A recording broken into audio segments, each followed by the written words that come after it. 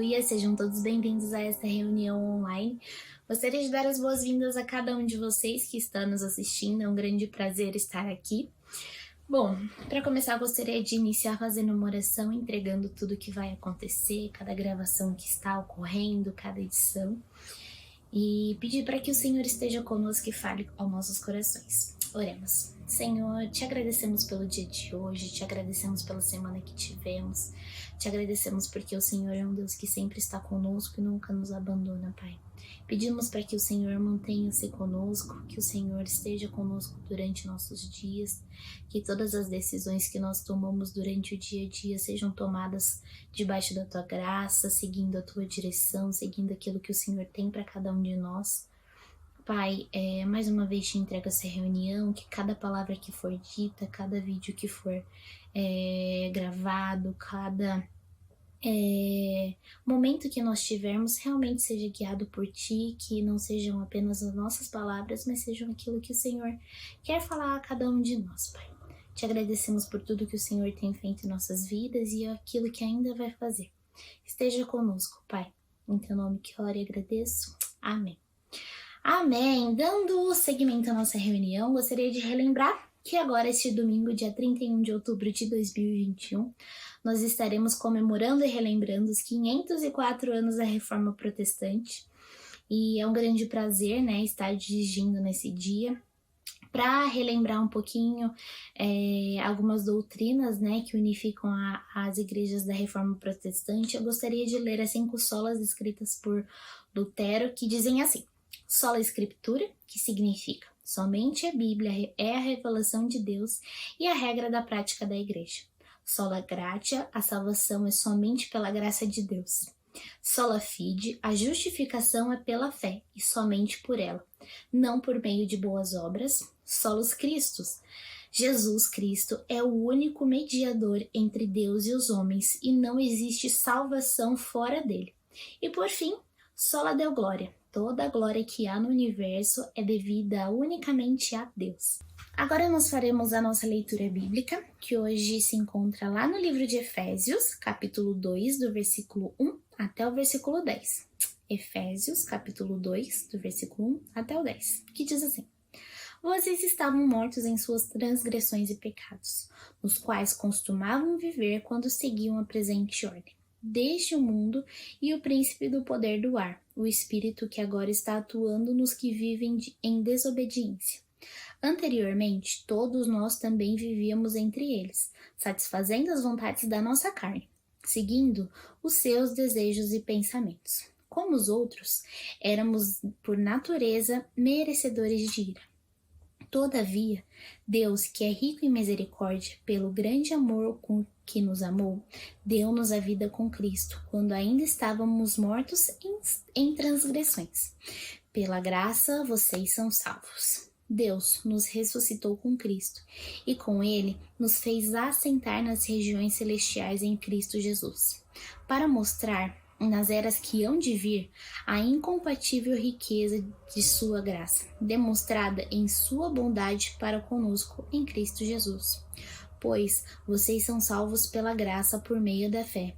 E isso não vem de vocês, é dom de Deus, não por obras, para que ninguém se glorie, porque somos criação de Deus, realizada em Cristo Jesus, para fazermos boas obras, as quais Deus preparou antes para nós as praticarmos. Amém. Que o Senhor continue falando conosco através da leitura da sua palavra. Eu sempre costumo dizer que é uma palavra muito viva. Então a gente lê algo que é vivo, não é uma simples leitura.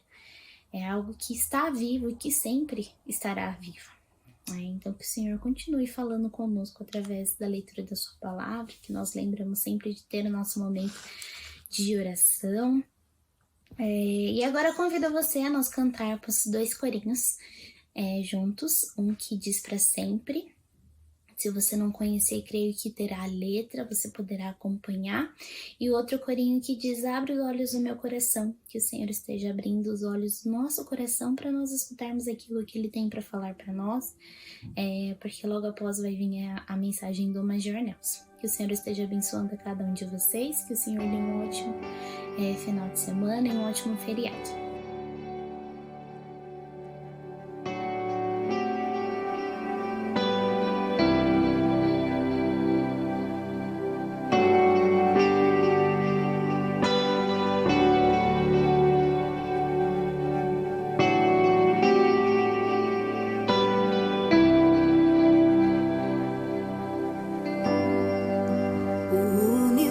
exército chora, o sol se apagou.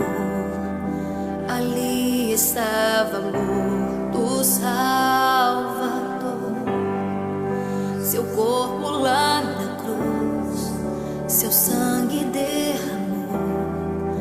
O peso do pecado ele levou.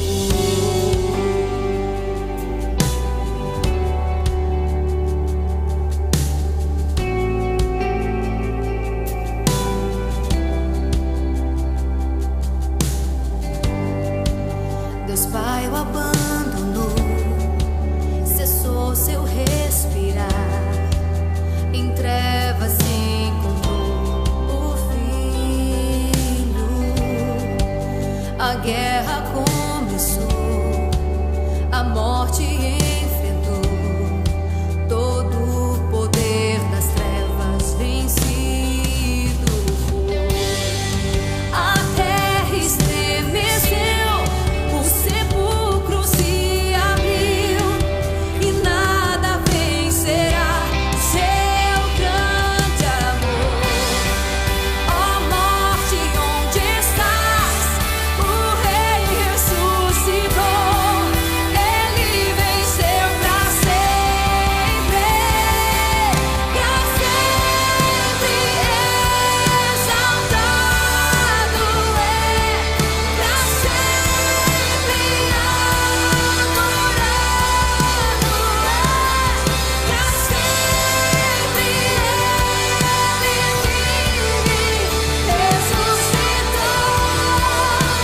ressuscitou. A terra estremeceu, o sepulcro se abriu, e nada vencerá seu grande amor. Ó morte, onde estás? Meu Rei ressuscitou, ele venceu pra sempre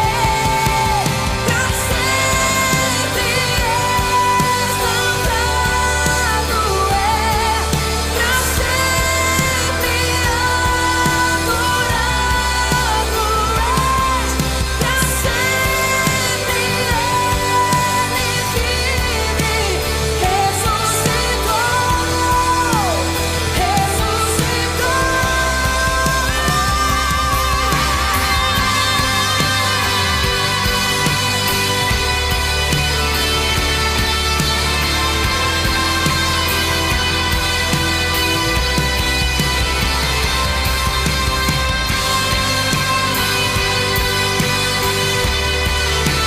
é, pra sempre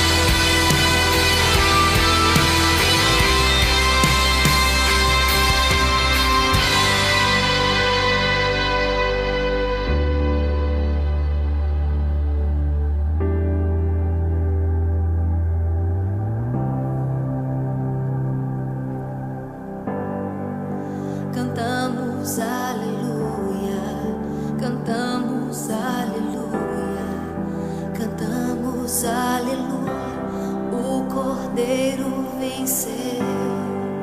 Cantamos aleluia, cantamos aleluia, cantamos aleluia, o Cordeiro venceu. Cantamos aleluia, cantamos aleluia, cantamos aleluia, o Cordeiro venceu. Cantamos aleluia, cantamos aleluia, cantamos aleluia, o Cordeiro venceu. Cantamos aleluia, cantamos aleluia, cantamos aleluia, o Cordeiro venceu. Cantamos aleluia, cantamos aleluia.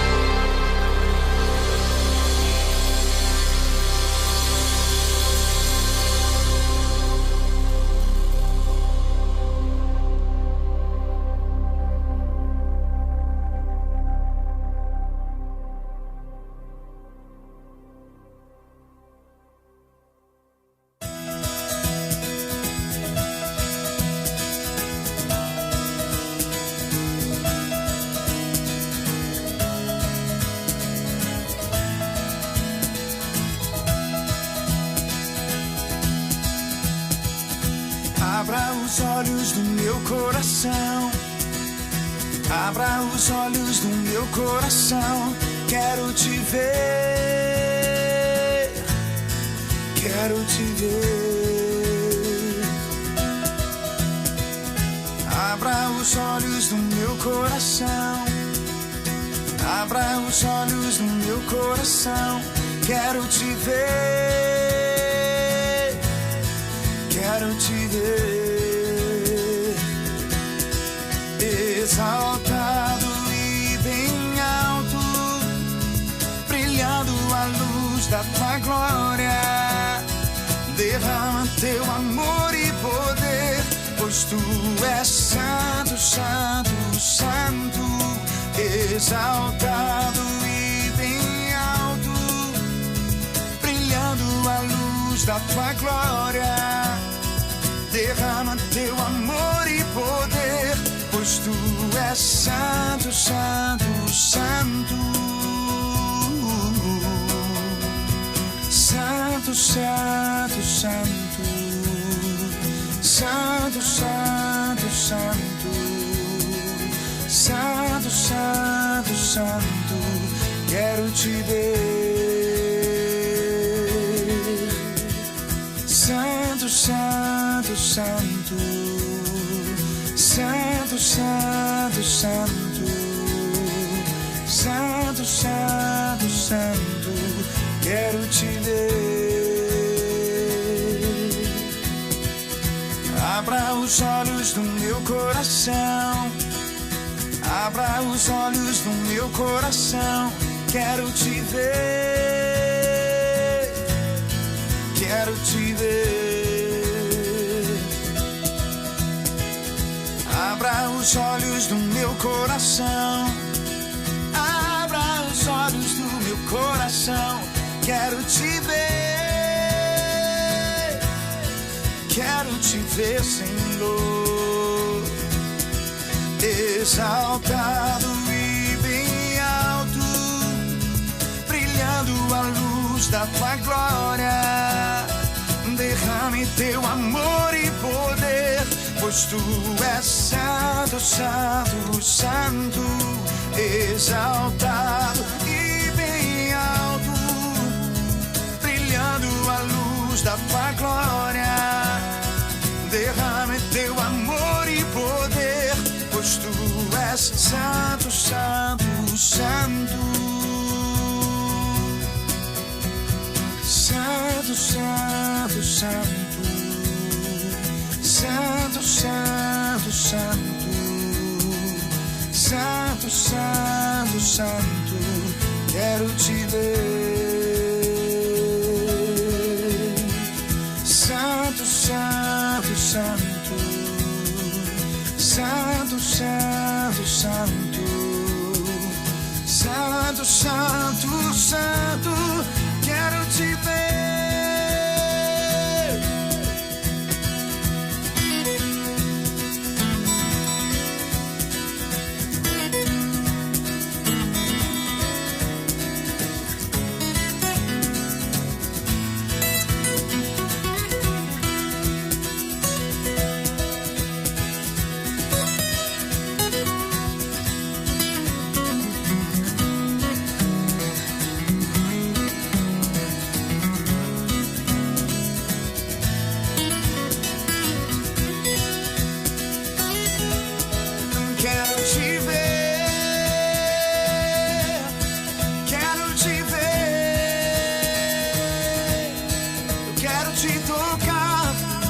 Te abraçar, quero te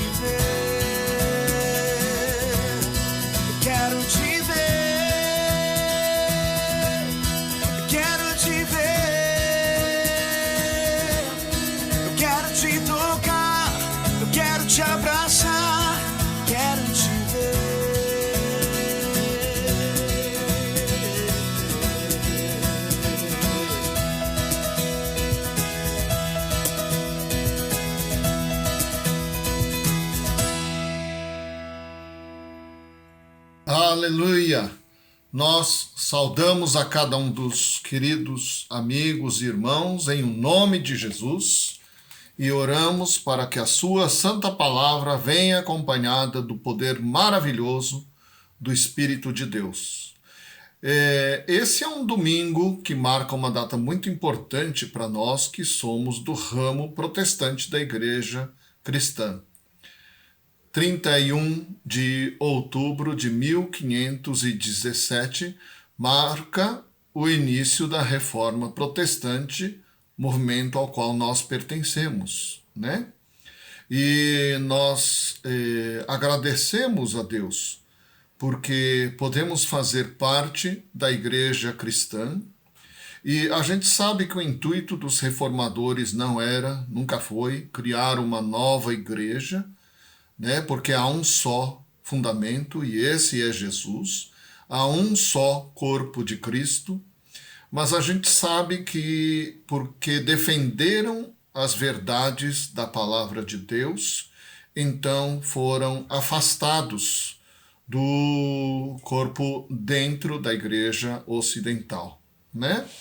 Então, a gente sabe que os valores que nortearam essa reforma da igreja foram só pela fé, só pela graça, só a Escritura, só Jesus e só a Deus a glória, né? O lema é em latim, mas quer dizer isso aí, né? A salvação é só pela graça, a salvação é só pela fé, a salvação é só em Jesus, sem nenhum outro mediador. A salvação e a autoridade que contam como é essa salvação estão baseadas na revelação de Deus na Bíblia. Nós reconhecemos, sim, o valor da história da igreja, reconhecemos o que os pais da igreja e os nossos guias, nossos pastores aprenderam ao longo dos séculos andando com Deus, mas reconhecemos que palavra de Deus mesmo, por mais válidos que sejam os ensinamentos acumulados pelos nossos ancestrais na fé, a palavra de Deus é só a Bíblia mesmo, né?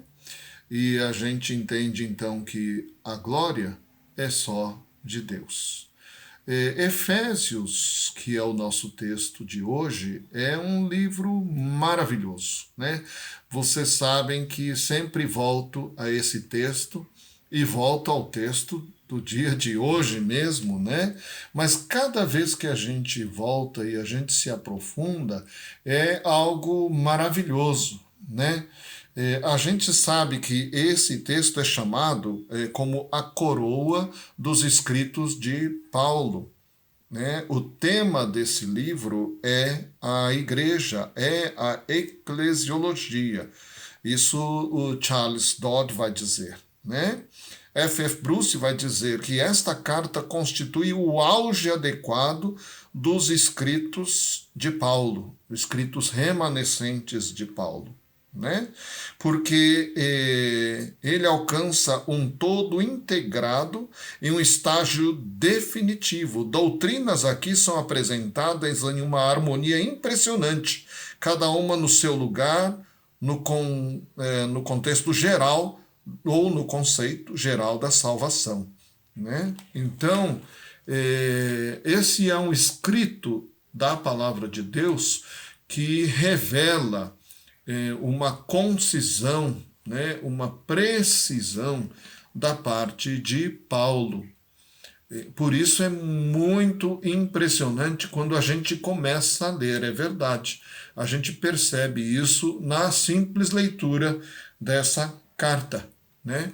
É uma carta, sim, ela é endereçada aos que vivem em Éfeso, mas é uma carta geral. Ela não trata de minúcias daquela igreja, ela é enviada a Éfeso para daí ser enviada para todas as igrejas. E isso inclui você, inclui a mim também como parte dessa igreja, que é segmento daquela igreja que foi fundada por nosso Senhor Jesus Cristo e de quem nós temos completa dependência E pelo seu Espírito que habita em nós, nós também temos ligação. É por isso que nós temos essa segurança da parte de Deus, que pertencemos a Ele.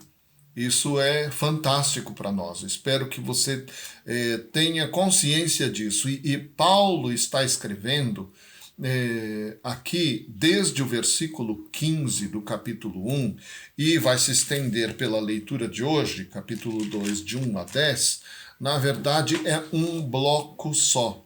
A pessoa que fez a divisão em capítulos dividiu uma oração. Na verdade, do 15 ao 23 do capítulo 1 ao 2, 1 a 10, é uma oração. Ela é dividida em duas partes, mas é a mesma oração. Lá no versículo 15, Paulo está rogando a bênção de Deus sobre a igreja e está exaltando o poder de Deus que ressuscitou a Jesus. E é nesse poder que a igreja está fundamentada, no poder de Deus que levantou a Jesus. É claro que Jesus diz de si mesmo, lá no Evangelho de João 2,19 em diante, que ele mesmo se ressuscitaria. Em outra passagem, a Escritura vai dizer que foi o Espírito de Deus quem levantou a Jesus dentre os mortos. Sim, porque a obra da salvação e, portanto, também a ressurreição é uma obra da Trindade. Pai, Filho e Espírito Santo estão operando, estão realizando essa maravilha que é a obra de nossa salvação. Paulo está orando, então, para que a igreja perceba a grandeza, a profundidade do que é esse poder. Ele ora para que nós, como igreja, tenhamos nossos olhos iluminados, porque esse é o poder da ressurreição. Algumas pessoas se achegam a Deus pedindo perdão dos seus pecados, se arrependendo, recebendo Jesus no seu coração, mas não se apercebem que foram trazidas a uma nova posição em Cristo Jesus. Paulo está dizendo que é isso mesmo, nós somos aproximados de Deus, a iniciativa é de Deus de nos chamar no tempo da plenitude, quer dizer, Deus tem um plano de salvação. Quando esse plano foi trabalhado, quando esse plano foi maturado, Deus trabalhou, Deus operou, Deus realizou na história da humanidade, na história do cosmos. Então Deus enviou Jesus para não apenas morrer pelo pecado, mas também para ressuscitar. Então nós somos, sim, atraídos por Deus, nós somos convencidos do pecado, nós nos arrependemos, quer dizer, nós nos convergimos para Deus, temos poder para voltar às costas ao pecado, Nós recebemos o perdão de Deus, recebemos a sua presença em nós, mas o que Paulo está dizendo é que é tudo isso, mas isso é muito mais profundo do que você apenas receber o perdão de Deus, ser liberto dos pecados e você então ter uma vida livre, uma vida leve das acusações, da culpa. É isso, mas isso implica em coisas muito profundas para nós cristãos. O que a Escritura nos ensina na segunda metade da oração, capítulo 2, versículo 1, é que Ele, Deus, nos deu vida. Dr. Shedd vai dizer que Deus em Cristo nos covitalizou. Quando a gente é salvo, quando a gente é atraído por Deus, quando a gente é perdoado, é redimido, é resgatado, quando a gente é reconciliado com Deus, quando a gente é inserido, imergido na sua igreja, no corpo de Cristo, o que está acontecendo é que aquele poder que operou na vida de Jesus e o revivificou, o revitalizou, o reviveu, o ressuscitou, essa é a mesma natureza de poder que age na vida de cada pessoa que recebe a Jesus. Então, Paulo está dizendo aqui, explicando para os crentes em geral, que aquele mesmo poder que ressuscitou a Jesus é o poder que opera em nós. Por quê? A Bíblia diz que ele nos deu vida estando vós mortos nos vossos delitos e pecados. A Bíblia diz que a alma que pecar, essa morrerá. A Bíblia diz que todos pecaram e carecem da glória de Deus, e que o salário do pecado é a morte. Agora, a gente sabe que todos pecaram. Isso vale para mim, isso vale para você. Mas que esse estado de morte não é só lá no fim da vida. É um estado, infelizmente, continuado de quem está sob a sujeição do pecado. Quem está escravizado pelo pecado vive em estado de morte. Já está morto espiritualmente e um dia, quando morrer fisicamente, isso vai selar o seu destino de morte eterna, de separação eterna de Deus, da sua comunhão, da sua presença, né? Isso é muito triste. Então, o que a Escritura diz é que a gente, enquanto está debaixo dos nossos delitos e pecados, vive essa situação já de estar morto, porque está sob o domínio da morte. Veja bem o que diz versículo 2, segundo o curso deste mundo. O curso deste mundo é um curso de rebelião contra Deus. É um mundo que não considera Deus, é um mundo que vive sem respeitar, sem honrar, sem amar a Deus. Diz ainda, segundo o príncipe da potestade do ar, do espírito que agora atua nos filhos da desobediência. Essa natureza do ser humano está debaixo não só da morte, mas do espírito, o príncipe da potestade do ar. Esse é o diabo. Por isso que popularmente o pessoal fala assim, está vivendo do jeito que o diabo gosta. E anda e diz assim, todos nós andamos, Paulo está se incluindo, nós andamos outrora segundo as inclinações da nossa carne. A carne aqui não está dizendo respeito a esse estado físico, né? Lembra, Jesus se tornou carne como nós. Mas ele não andou segundo as inclinações da nossa carne. Como assim? Porque carne, nesse contexto, não significa o corpo humano. Carne, nesse contexto, significa o apetite, a vontade pelo pecado. Né? Tentado, todo mundo é. Jesus foi tentado, mas ele em nada pecou. Agora, nós temos um problema, que enquanto estamos debaixo do domínio do diabo, enquanto estamos debaixo do domínio da morte e do pecado, nós não temos força para resistir o suficiente à tentação. Então, nós somos submissos, somos escravizados aos nossos desejos.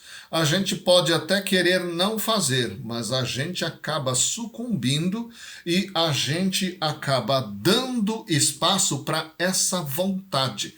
Carne pode ser interpretada como a nossa natureza corrompida.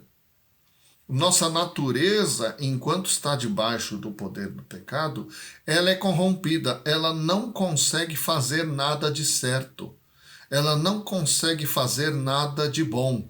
Ela não consegue fazer nada de realmente agradável para Deus. Por quê? Porque Deus não está nessas coisas. Deus não toma parte nisso. Deus não pode participar do pecado. Deus não pode participar do apetite e do desejo pelo pecado, que é justamente a carne. A carne pode ser definida também como a cabeça de ponte entre o pecado ou a tentação e nós. É ela que nos liga ao pecado. É ela que permite, é ela a nossa fraqueza que nos obriga a desejarmos o mal. O que a Bíblia diz assim é que nós estávamos nessa situação, e Paulo diz nós, né, no versículo 3, e ele diz, ele nos deu vida. Então, quando a gente foi atraído pela graça de Deus e a gente recebeu Jesus, então nós recebemos uma qualidade de vida. Versículo 5 diz, estando nós mortos em nossos delitos, nos deu vida, nos covitalizou juntamente com Cristo. O versículo 6 diz em outras palavras, e junto com ele nos ressuscitou. Então, o tipo de vida que Deus nos dá quando nós somos salvos, é isso que é a preocupação dele quando ele escreve. Que as pessoas não pensem que é apenas assim, eu fui atraído, recebi o perdão, recebi a presença dele, fui salvo. Paulo quer que a gente perceba a profundidade e a implicação profunda dessa graça de Deus para nós. Ele diz que nós estávamos mortos, como Cristo morreu. E como Jesus estava morto e Deus o ressuscitou pelo seu poder magnífico, assim em Cristo, cada um de nós, mesmo que não tenhamos morrido ainda, não tenhamos experimentado a tumba, quando cremos em Cristo, é esse poder que nos tira da morte. É esse poder que nos tira do domínio do mundo. Nós não somos mais rebeldes, nós não pertencemos mais à linhagem daquela tribo, né, baseada em Adão, o primeiro homem, pai de todos nós, né, segundo a carne, segundo a linhagem humana. Nós herdamos essa rebelião, mas nós fomos reconciliados com Deus agora. E nós não pertencemos mais àquela linhagem debaixo do poder do diabo. A Escritura diz, juntamente com ele nos ressuscitou, quer dizer, nos deu vida, nós estando mortos, e nos fez assentar nos lugares celestiais em Cristo Jesus. Na primeira parte da oração, no capítulo 1, versículo 20, diz, o qual exerceu ele em Cristo, ressuscitando-o dentre os mortos e fazendo-o sentar à sua direita nos lugares celestiais. Deus nos faz assentar também. A Bíblia está dizendo aqui, nos fez assentar nos lugares celestiais em Cristo Jesus. Agora continua dizendo a respeito de Cristo. Acima de todo principado e potestade e poder e domínio de todo nome que se possa referir, não só no presente século, mas também no mundo vindouro, e pôs todas as coisas debaixo dos pés. Quer dizer, Jesus foi colocado numa posição em que ele está acima de toda a potestade, quer dizer, de todas as autoridades espirituais que possam existir e de todo o poder. Versículo 21 do capítulo 1. Poder quer dizer, Jesus está acima de todo o tipo de manifestação de poder, de todo tipo de manifestação de energia espiritual que possa existir. Quer dizer, Paulo está dizendo, e escutem bem isso, em 2:6, que em Cristo Deus nos fez assentar com ele. Quer dizer, nós não estamos mais debaixo da autoridade do diabo. Nós não estamos mais debaixo da autoridade dos demônios, dos falsos deuses, de quaisquer espíritos malignos. Nós fomos colocados num lugar junto com Cristo. Junto com Cristo estamos debaixo de uma proteção fantástica, maravilhosa, né? Agora, seguindo o que nós estamos lendo, no versículo 7 em diante, vai dizer que isso aconteceu pela graça. Nós vivemos numa sociedade muito meritória e as religiões em geral estão muito contaminadas, inclusive a nossa, pelo mérito. Mas não, a Bíblia diz que não é por merecimento. A Bíblia diz que é por graça. Merecer, nós todos éramos inimigos, nós todos já estávamos fadados à morte, nós já estávamos sentenciados à morte, nós já éramos inimigos, nós já éramos daqueles debaixo do poder do destruidor, né, do difamador, do mentiroso, daquele que corrompe. Mas Deus teve misericórdia de nós, teve clemência de nós. Deus se inclinou para nós e nos chamou. E a Bíblia diz que a vontade de Deus é que todos se salvem. Seja o assassino, seja o adúltero, seja o mentiroso, seja o corrupto, seja o zombador, seja o insolente, seja a pessoa de boca suja, de mente suja, seja aquele que enganou a outros, seja aquele que é fraco demais, está fracassado, não interessa. A graça foi dada e é oferecida a todos, sem limites. Não é para quem é mais bonito, ou para quem é mais forte, ou para quem é mais esperto, ou para quem é mais inteligente. Não é. A graça foi dada a todos, sem merecimento. Por isso, a gente agradece que a reforma bateu na ideia de só pela graça, sola gratia, né? E também diz que porque pela graça sois salvos mediante a fé. E isto não vem de vós, é dom de Deus. Então não é por obras, tá? Isso não é por obras. Versículo 9. Não de obras para que ninguém se glorie.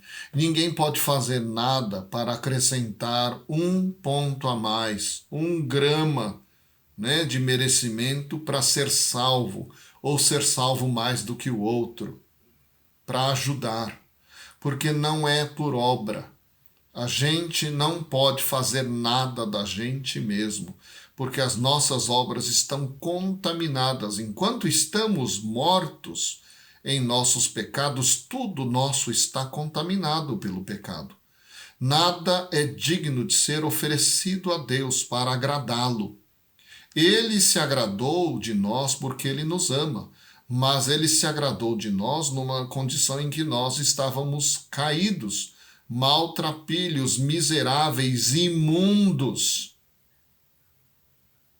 Mas ele é quem nos chama para nos limpar, para nos reerguer, para nos reabilitar e de inimigos nos chamar de seus, de chamar-nos de seus filhos, de seus amados e de seus santos. A Bíblia diz que isso é pela fé, sola fide, né? E essa obra, olha, versículo 7, para mostrar nos séculos vindouros a suprema riqueza da sua graça em bondade para conosco em Cristo Jesus. Essa revelação plena de Deus, como a gente falou no começo da pregação, o tempo da plenitude, a maturidade do trabalhar de Deus para a nossa salvação, é revelada em Cristo. Não é em nenhum dos profetas, não é em nenhum dos santos da igreja, embora eles sejam pessoas que merecem nosso respeito, não é em nenhum dos seus discípulos, não é em nenhuma das mulheres que o acompanharam, não é em nenhum ser humano a não ser Jesus. Tá? Jesus é homem, mas ele é Deus. E é só nessa pessoa de Jesus, que é perfeitamente, completamente homem, perfeita e completamente Deus, que se encontra a chave do nosso resgate, da nossa salvação. Não há nenhum outro mediador. Não há ninguém mais para quem a gente possa orar. Não dá para orar para anjo. Não dá para orar para intermediários. A nossa oração é só para aquele que intercede por nós. E esse quem é? Esse é Jesus. Né?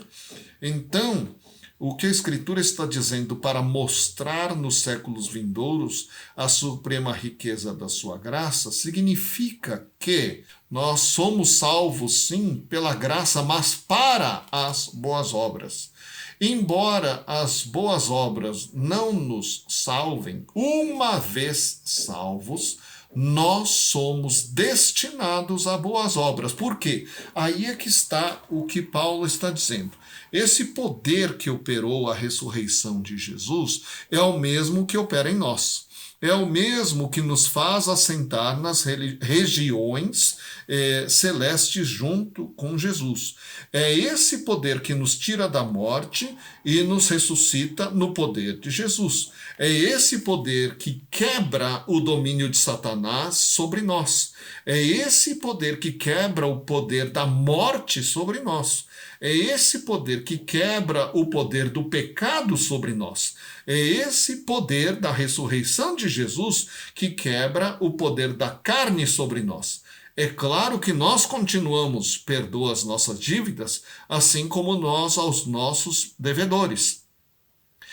Eu preciso orar isso sempre, porque eu tenho consciência de que eu ainda continuo falhando, eu não sou perfeito, mas há uma realidade espiritual de que Cristo em nós rompe o domínio do pecado, do diabo, da morte, do mundo, da rebelião sobre nós.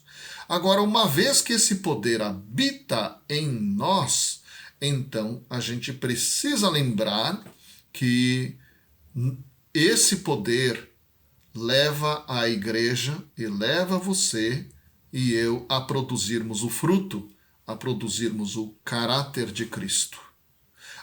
Deus quer operar uma obra em nós como igreja, em nós como seus filhos, em nós como seus eleitos, amados e santos, para manifestar a imagem de Jesus em nós. Agora, essa manifestação, uma vez que transforma poderosamente o nosso caráter, o nosso coração, nossas vontades, nosso desejo, nossos planos, transforma nossa mente, a nossa ótica, nossos ouvidos, aquilo que a nossa boca profere, né? Uma vez que acontece isso, isso se manifesta também de maneira prática. Então, embora ninguém seja salvo pelas obras, a verdadeira salvação implica em manifestar obras, sim, manifestar obras agora debaixo do poder de Deus. Tiago vai dizer, se você diz que tem fé, mas não tem obras, tem alguma coisa errada com a fé, porque a verdadeira fé não fica só aqui. A verdadeira fé transforma a mente, o coração e o ser inteiro da pessoa e se manifesta em obras concretas. Então, a gente, quando pensa em salvação pela graça e pela fé, não está eliminando as obras, mas está colocando as obras no lugar correto. Elas devem ser feitas em Cristo e para Cristo, no poder de Cristo e no seu Espírito, para assim, como diz a Bíblia, mostrar nos séculos vindouros a suprema riqueza da sua graça em bondade para conosco. Primeiro, mostrando na nossa transformação de escravos da destruição, da corrupção, nos corrompendo e corrompendo outros, destruindo outros, para pessoas que são, como ele diz, versículo 10, feitura dele, criados em Cristo Jesus para as boas obras, as quais Deus de antemão preparou que andássemos nela. Quer dizer, se Deus planejou a nossa salvação lá atrás e ele culminou no tempo certo, também Deus planeja que na nossa geração nós manifestemos boas obras. Por isso a gente precisa se entregar na mão dele e dizer e pensar, né? Perguntar a Deus o que o Senhor deseja que nós realizemos. Não na nossa força, mas pela fé, na tua graça e no teu poder e no teu nome. Que nós possamos nos prostrar diante de Deus para gastar a nossa existência enquanto membros, enquanto parte do corpo de Cristo, membros do corpo de Cristo, parte da sua igreja, né? Que Deus nos abençoe nesse investimento de uma vida inteira para a qual Ele nos chamou e que nós o honremos.